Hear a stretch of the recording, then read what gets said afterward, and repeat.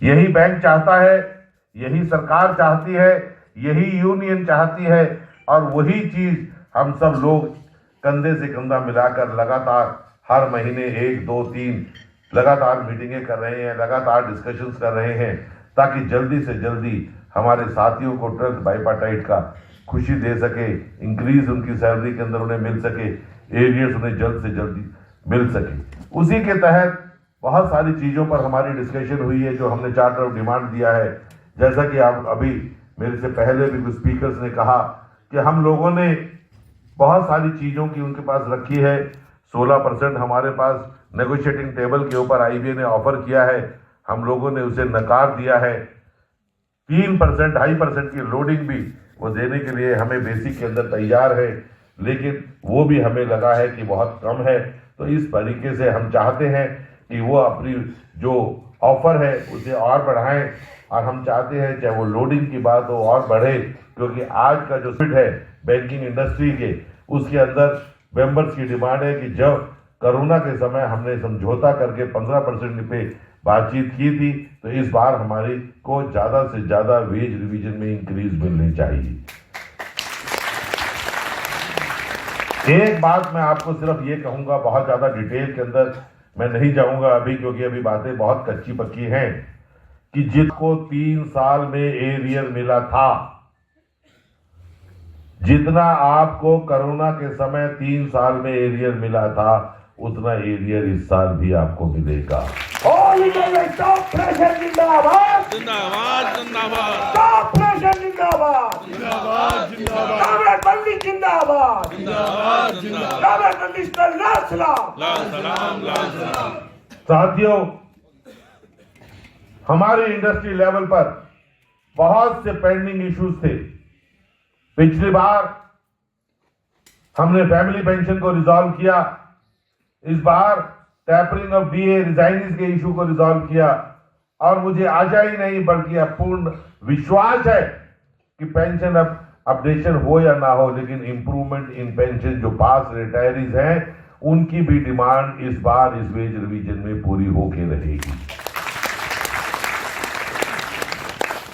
तो साथियों, जहां तक भी हमारे इश्यूज का सवाल है, एक बहुत ही बढ़िया तरीके से हम अपने इश्यूज को आईबीए लेवल के ऊपर सेटल करेंगे। हमारी जो चार्टर ऑफ डिमांड्स में दिया गया है, जो भी इश्यूज हमने 11th बाइपार्टाइट में इंप्रूवमेंट इन सर्विस कंडीशन की है, उसे आगे बढ़ाते हुए जो कुछ चीजें थोड़ी बहुत बाकी रह गई हैं, क्योंकि नई डिमांड्स बहुत ज्यादा नहीं थी, उन चीजों को भी हम एक एक करके अचीव करने के दौर पे हैं, हम आगे बढ़ रहे हैं। और जब ये वेज रिवीजन सेटल होगा, वो एक ऐतिहासिक वेज रिवीजन रहेगा। आपके सामने जैसे पिछली बार हम नई चीजें हासिल की थी, उसी तरीके से इस बार के वेज रिवीजन आपको बहुत सारी चीजें नई देखने को मिलेंगी। और एक बात और है, जैसा कि कॉमरेड हमारे ही एक साथी ने कहा कि बैंक की मैनेजमेंट की वे बहुत सी डिमांड्स रहती हैं। सबसे बड़ी डिमांड उनकी ये है कि ग्रेजुएशन पे की 2 इंक्रीमेंट, जब minimum qualification for recruitment in banking sector is the graduation, then why should we pay 2 increments for graduation to the newcomer? तो ऐसी ऐसी चीजें चलती रहती हैं, ये कोई नई बात नहीं है, नई नई चीजें नहीं है। एमओयू जैसे ही साइन होगा, जैसे ही एक रिस्पेक्टेबल और हमारे जो हम लोग समझते हैं उसके हिसाब से जब वो आएगी ऑफर, उस पर हम एमओयू साइन करेंगे। तो एक चीज मैं आपको ये भी बताना चाहूंगा कि 5 डे बैंकिंग भी उसके साथ एक सपना ना होकर हकीकत हो जाएगी। तो बहुत सारी चीजें आने वाली हैं, बहुत सारी चीजें आपको मिलने वाली हैं। आपकी तनख्वाहें, लोग पहले कहते थे 11th बाइपार्टाइट से पहले कि हमें अपनी पे स्लिप दिखाते हुए शर्म आती है। अब पे स्लिप हम गर्व के साथ दिखाते हैं। और मैं एक बात कहना चाहूंगा, आगे आने वाले समय में पे स्लिप को आप गर्व के साथ लहराते हुए घर जाएंगे।